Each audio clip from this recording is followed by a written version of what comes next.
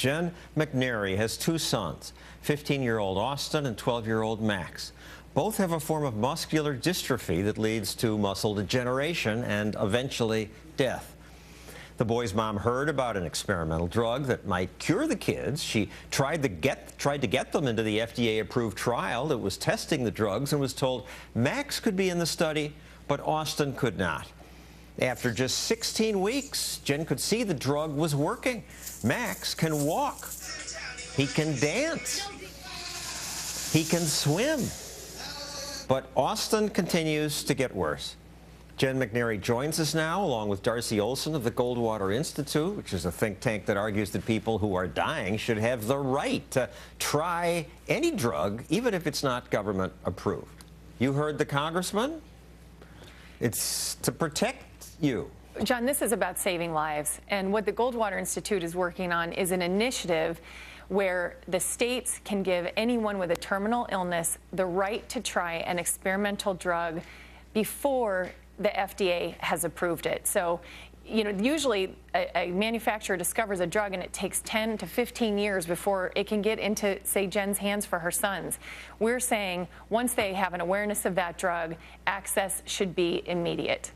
If she wants it, she'd be able to get it. And this Right to Try Act has passed parts of legislatures in several states, but it didn't just breeze through as I would think it would. If you're dying, you ought to be able to try something. Well, it's actually moving pretty quickly in multiple states across the country. It polls at 85%, and this is true on the left, on the right, men, women. This is a no-brainer for people, John. Everyone has someone in their family or has a close friend who has suffered and died from something like cancer or other terminal illnesses. People know that when their mortality hangs in the balance, they ought to have the right to try these potentially life-saving drugs, no question. Now, you heard about this new drug and no idea if it would work, and then you heard about the study and went to the doctors and they said your older son was too old, or what happened? So the study was started with 12 boys in the United States, and Max qualified because he was still ambulatory.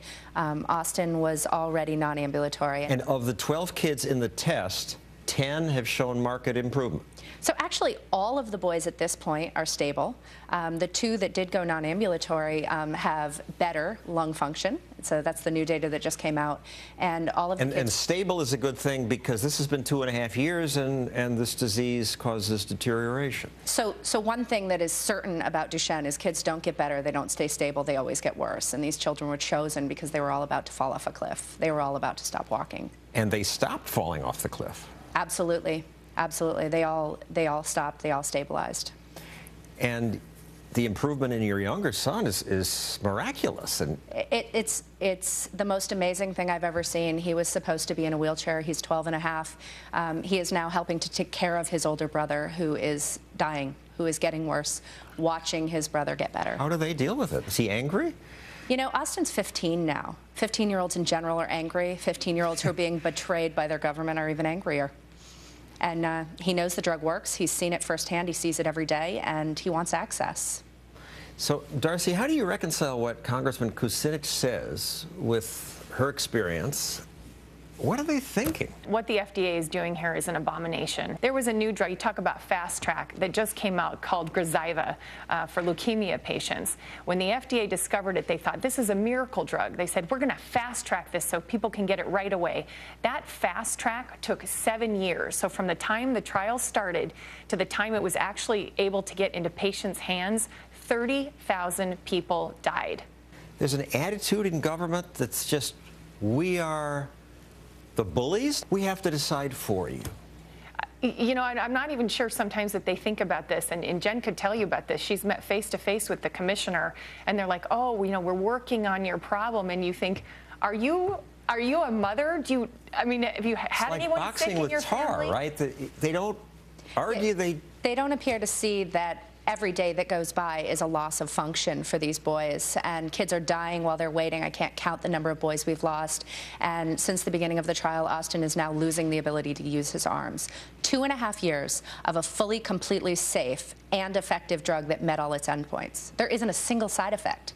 So talk about, you know, the FDA protecting you. There is nothing to protect you from with this drug. There is no off-target effect, not a single one. Occasionally, the doctors will argue, well, we need it to be sure, if it works, a clear double-blind study. And if you can go off and take the drug, we won't be sure. Well, I mean, even double-blind studies are arguably immoral at this point. When you're talking about patients with a terminal illness, we know what will happen if they get a placebo. They will die. This is a very antiquated and immoral way of trying to test for efficacy in drugs, and it needs to stop. I would think the baseline assumption should be that we own our bodies. We should get to decide for ourselves. Government says, no, you may not.